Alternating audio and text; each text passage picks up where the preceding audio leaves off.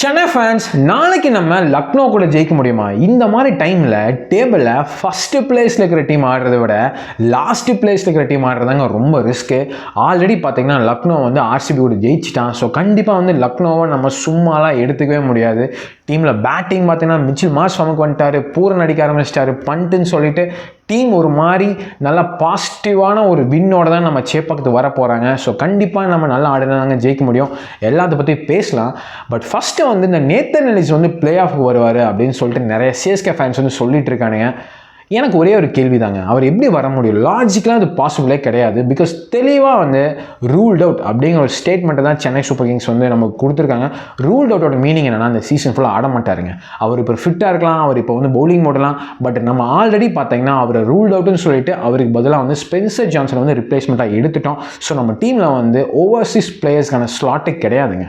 Already 8 player இருக்கும். So இன்னொரு player வந்து சைன் பண்ண முடியாது. சிலர்லாம் பார்த்தீங்கன்னா கலில் அஹ்மதுக்கு பதிலாக வந்து நேத்தன் எலிஸ் வருவாருன்னு பேசிகிட்டு இருக்காங்க. அதாவது ஒரு டீமுக்கு மொத்தம் 25 பிளேயருங்க. அதில் வந்து 8 பிளேயர்ஸ் தான் வந்து Overseas players allowed. So already நம்ம டீமில் பார்த்தீங்கன்னா 8 ஓவர்சீஸ் பிளேயர் இருக்கும். ஸோ கண்டிப்பாக வந்து நேத்தன் எலிஸ் வர முடியாது. இதை வந்து நிறைய பேர் எதுக்காக போட்டானே தெரியல. கிளிக் பைட்டுக்காக போடுறானுங்களா இல்லை வியூஸ்க்காக போடுறாங்களான்னு தெரியல. நேத்தன் எலிஸ் எப்படிங்க வருவார்? அது சான்ஸே கிடையாது. ரூல்ட் அவுட்டுனா ரூல்ட் அவுட்டு தான். ஸோ அதனால் அதை பற்றி பேசல எந்த ஒரு பாயிண்ட்டுமே கிடையாதுங்க. அண்ட் நாளைக்கு நமக்கு மேட்ச் நடக்க போகிறது சேப்பாக்கத்தில். சேப்பாக்கத்தோட ரெக்கார்டு பார்த்தீங்கன்னா நமக்கு கோட்டையாக இருந்துச்சுங்க சேப்பாக். அதை வந்து போன வருஷம் உடச்சிட்டானுங்க. வந்து 6 மேட்ச்சில் ஒரே வின்னு தான், 5 மேட்ச் தோத்துட்டோம். சேப்பாக்கில் அந்த மாதிரி ஒரு ரெக்கார்டெல்லாம் நினச்சி கூட பார்க்கலங்க. தோனி கட்டி வச்ச கோட்டைங்க சேப்பாக்கில், அதை அப்படியே உடச்சிட்டானுங்க லாஸ்ட் இயர். பட் ஆனால் இந்த இயர் பார்த்தீங்கன்னா நம்ம அப்படியே கொஞ்சம் கொஞ்சமாக அந்த கோட்டையை திரும்பி கட்டிட்டு வரோம். 5 மேட்ச்சில் பார்த்தீங்கன்னா 3 வின்னு 2 லாஸு. ஆனால் அந்த 2 லாஸில் வந்து ஒரு லாஸ் விட்டுருங்க. ஆனால் அது வந்து பஞ்சாபோட ஐபிஎல் ஸ்டார்டிங்கில் தோற்ற ஒரு மேட்ச் இந்த சீசனில். ஐபிஎல் ஸ்டார்ட் ஆனால் பார்த்தீங்கன்னா 3 மேட்ச் தோற்றோம். அந்த 3 மேட்ச்மே நம்ம டீம் வந்து பார்த்தீங்கன்னா மொக்க பவுலிங்கு, நம்ம டீமே ஒரு ஸ்ட்ரக்சரே இல்லாமல் இருந்த டைம் அது. ஸோ அப்போ நம்ம தோற்ற மேட்ச்லாம் வந்து பெருசாக கன்சிடர் பண்ணணும்னு கிடையாது. பட் ஆனால் 2வது மேட்ச் நம்ம தோற்றோம். அது பார்த்தீங்கன்னா குஜராத்தோட 2 வாரத்துக்கு முன்னாடி. அந்த மேட்ச் நம்ம கண்டிப்பாக அந்த மேட்சை பற்றி யோசிச்சு ஆகணும். ஏன்னா அந்த மேட்ச்சு நாளைக்கு நடக்க போகிற மாதிரி 3:30 மணி மேட்ச் தான். அந்த மேட்ச்சில் என்னாச்சுன்னு பார்த்தீங்கன்னா குஜராத் டாஸ் வச்சு நம்மளை பேட்டிங் ஃபஸ்ட் போட்டான். நம்ம போய் ஃபஸ்ட்டு ஒரு 7 ஓவர் பார்த்தீங்கன்னா பயங்கரமான பவுலிங் குஜராத்து. நம்மளை ஒரு மாதிரி அங்கேயே முடிச்சு விட்டாங்க. 4 விக்கெட் போயிடுச்சு பவர் பிளேலேயே. ஸோ கண்டிப்பாக அது ஒரு பெரிய ஃபேக்டருங்க. நாளைக்கு நம்ம வந்து லக்னோ கூட ஆடுறப்போ கண்டிப்பாக பேட்டிங் ஃபஸ்ட் ஆடுறத விட செகண்ட் ஆடுறதோ பெட்டர் அப்படின்னு தோணுது. பிகாஸ் நமக்கு 2 மேட்சாக பார்த்தீங்கன்னா சேஸ் பண்ணுறதுனால அமைஞ்சிட்டு வருது. ஸோ நாளைக்கு கூட நம்ம சேஸ் பண்ண நல்லா இருக்குன்னு தான் தோணுது. பிகாஸ் சேப்பாக் பார்த்தீங்கன்னா ஒரு 2-3 மேட்சாகவே வந்து ஒரு 150 ரன் அப்படிங்கிற மாதிரி தான் தெரியுது விக்கெட்டை பார்த்தாவே. ஸோ கண்டிப்பாக பேட்டிங் வெஸ்ட் பண்ணுறப்போ எது நல்ல ஸ்கோர் எது நல்ல ஸ்கோர்னே தெரிய மாட்டேது இப்போலாம்.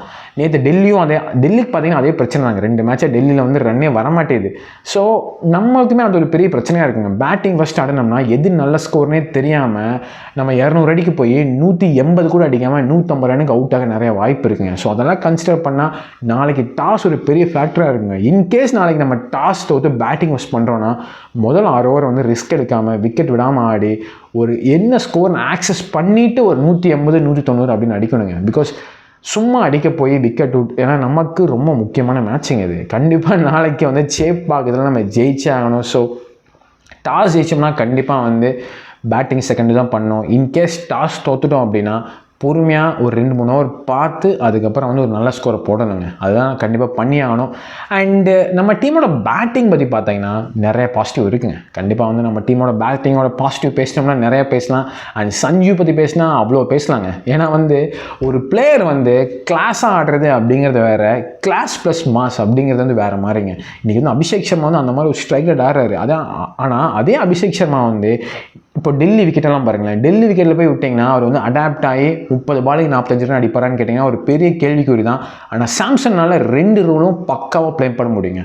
அவரால் அடாப்ட் ஆகியும் ஆட முடியும், அதே மாதிரி 10 பாலில் 40 ரன் அடிக்க முடியுங்க. அதுதான் சஞ்சு சாம்சன். அதுதான் சென்னை வாங்கியிருக்காங்க. அந்த மாதிரி ஒரு பிளேயர் வந்து வாங்கியிருக்கோம். வேறு மாதிரிங்க. சீரியஸாக சென்னை வந்து ட்ரேட் பண்ணதில் மாஸ் பண்ணிட்டாங்க. எனக்கு தெரிஞ்ச சஞ்சு ட்ரேடுக்கு அப்புறம் நிறைய டீம் வந்து இந்த மாதிரி ஒரு ட்ரேட் ஆப்ஷன்ஸ் யோசிப்பாங்கன்னு நினைக்கிறேன். பிகாஸ் இது ஒரு பிளாக் பஸ்டர் ட்ரேடுங்க சஞ்சு வாங்கினது.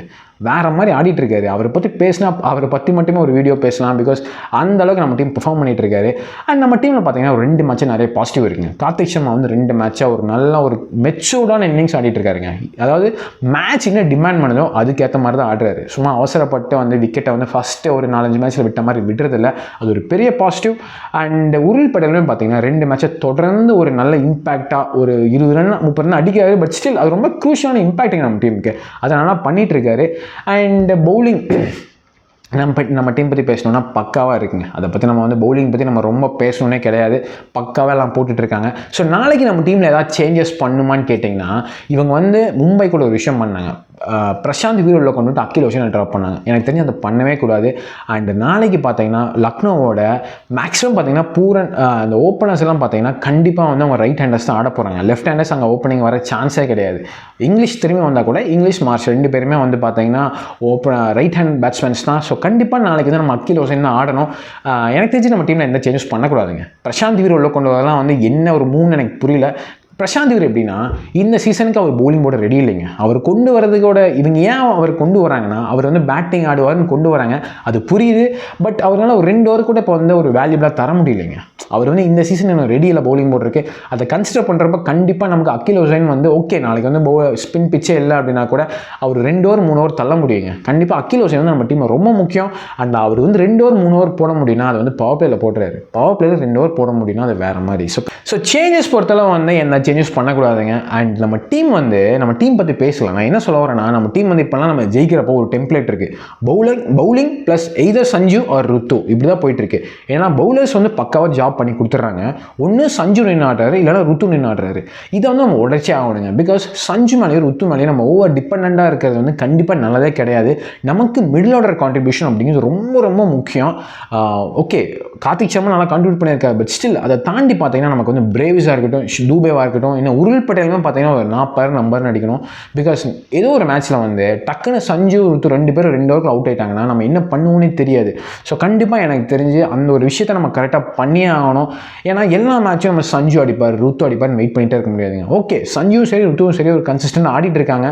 பட் ஸ்டில் நம்ம இவங்க 2 பேருக்கு மட்டுமே நம்பி இருக்கவே முடியாது. கண்டிப்பாக பார்த்தீங்கன்னா வந்து உருள் பட்டேல் கிட்டேருந்து ஒரு எக்ஸ்டெண்டட் கேமியா வேணும். 20-30 தாண்டி ஒரு 45 ரன் அடித்தா கூட ஓகே. கார்த்திக் சர்மா ஓகேங்க, அவர் ஒரு நல்ல பாசிட்டிவிட்டி தான். பட் அதுக்கப்புறம் பார்த்தீங்கன்னா பிரேவிஸ் சரி தூபே சரி 2 எக்ஸ்பீரியன்ஸ்டான ஒரு பிளேயர்ஸ் கண்டிப்பாக நம்ம டீமுக்கு வந்து ஃபார்முக்கு வந்தே ஆகணும். பிகாஸ் ரொம்ப ரொம்ப க்ரூஷியலுங்க. சும்மா இந்த மேலே இந்த ஒரு 4 பேர்த்து வச்சு மட்டுமே நம்ம போக முடியாது பிளே ஆஃபுக்கு. கண்டிப்பாக பிரேவிஸ் அண்ட் தூபே ஒரு ஃபார்முக்கு வந்தே ஆகணும். அண்ட் அதை தாண்டி நம்ம டீம் ஒரு பிரச்சனை என்னென்னு பார்த்தீங்கன்னா நமக்கு வந்து ஃபினிஷர் அப்படிங்கிற ஒரு பிளேயரே கிடையாது. அது ஒரு பெரிய ஒரு ஹோல் தாங்க. கண்டிப்பாக வந்து அதை வந்து நம்ம ஃபிக்ஸ் பண்ண முடியாது. நம்மகிட்ட பிளேயர்ஸ் இல்லைங்க, வேறு வழி கிடையாது. நம்ம டீம் பார்த்தீங்கன்னா பேட்டிங்குமே வந்து ஓவர்டன் வந்து நம்பர் 7 வராரு. ஓவர்டன் ஓகே நம்பர் 7 நல்லா ஆடுறாரு. பட் ஸ்டில் ஓவர்டன் நம்பர் 8 வந்து நம்பர் 7 ஒரு பிளேயர் தான் நல்லாயிருக்கும். பட் அந்த காம்பினேஷன் நம்மளால் போட முடியாதுங்க. அதுக்கு தான் அவங்க வந்து பிரசாந்த் வீரை ட்ரை பண்ணாங்க. நம்பர் 7 பிரசாந்த் வீர் வந்தால் நம்ம பேட்டிங் லாங்காக இருக்கும் அப்படின்னு. ஸோ நம்ம பேசிக்காக நம்ம பேட்டிங் பார்த்தீங்கன்னா 6 பேர் ப்ளஸ் ஓவர்டன் அப்படி தான் இருக்குது. ஸோ கண்டிப்பாக நம்ம வந்து லாங் பேட்டிங் கிடையாது நம்மக்கிட்ட. இவங்க வந்து பிரசாந்த் வீர் ட்ரை பண்ணாங்க. ஆனால் பிரசாந்த் வீர் பார்த்தா பவுலிங் வந்து ரொம்பவே ஆவரேஜாக தான் இருக்குது. ஸோ கண்டிப்பாக பிரசாந்த் வீர் ஆட முடியாது நம்மளால். ஸோ அதெல்லாம் கன்சிடர் பண்ணால் நம்ம வந்து இந்த 6 பேட்ஸ்மேன்ஸ் நம்பி தான் போய் ஆகணும். அது ஒரு கண்டிப்பாக ஒரு கொஞ்சம் ட்ராபேக் தான் மற்ற டீம்லாம் கம்பேர் பண்ணும்போது. பிகாஸ் நீங்கள் ஆர்சிபியில் மற்ற குணால் பண்ணி நம்பர் 8 வராரு. ஸோ அதெல்லாம் கன்சிடர் பண்ணால் கண்டிப்பாக வந்து நம்ம டீமோட பேட்டிங் லைனப் லென்த் பார்த்தீங்கன்னா கொஞ்சம் கம்மி தான். அதை கன்சிடர் பண்ணுறப்போ கண்டிப்பாக நம்ம டாப் ஆர்டரை வந்து ரெஸ்பான்சிபிலிட்டி எடுத்து அதுக்கப்புறம் ஆடிதாகணும்.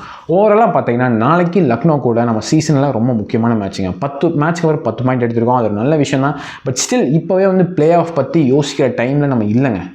2 மேட்ச் ஜெயிச்சது 14 பாயிண்ட் போனதுக்கப்புறம் பிளே ஆஃப் பற்றி யோசிக்கலாம். பிகாஸ் ஒரு மேட்ச் தொட்டா கூட வந்து நம்ம பிளே ஆஃப் போகுமான்னு தெரியாது. பிகாஸ் 16 பாயிண்ட் எடுக்கிறதுக்கு நிறைய டீம் வெயிட் பண்ணிட்டு இருக்காங்க. 16 பாயிண்ட்டே 10மாங்கிற ஒரு கொஸ்டின் இருக்கிறப்போ நம்ம 14 பாயிண்ட்டு கூட எடுக்காமல் பிளே ஆஃப் பற்றி யோசிக்கிறதுல எந்த பாயிண்ட்டுமே கிடையாதுங்க. லக்னோ மாதிரி டீம்னா வெளியே போன டீமை வந்து ஆடுறது பெரிய ரிஸ்க்கு. ஸோ ரொம்ப முக்கியமான மேட்ச் நாளைக்கு. எதுவாக இருந்தாலும் ப்ராப்பராக பண்ணுங்க. எனக்கு தெரிஞ்சு நாளைக்கு ரொம்ப முக்கியமான விஷயம் என்ன தெரியுங்களா, பேட்டிங் பவர் பிளே நம்ம நாளைக்கு நல்லா கிளிக் ஆனவன் மேட்சை ஜெயிச்சலாம் தான் எனக்கு தோணுது. நீங்கள் என்ன நினைக்கிறீங்க சென்னை ஃபேனை? நாளைக்கு நம்ம ஜெயிக்க முடியுமா? அண்ட் யார் நாளைக்கு வந்து நமக்கு கான்ட்ரிபியூட் பண்ணுவோம் அப்படின்னு காமெண்ட்ஸை சொல்லுங்கள். அண்ட் இந்த மாதிரி வீடியோஸ்க்கு மறக்காமல் சப்ஸ்கிரைப் பண்ணிக்கோங்க.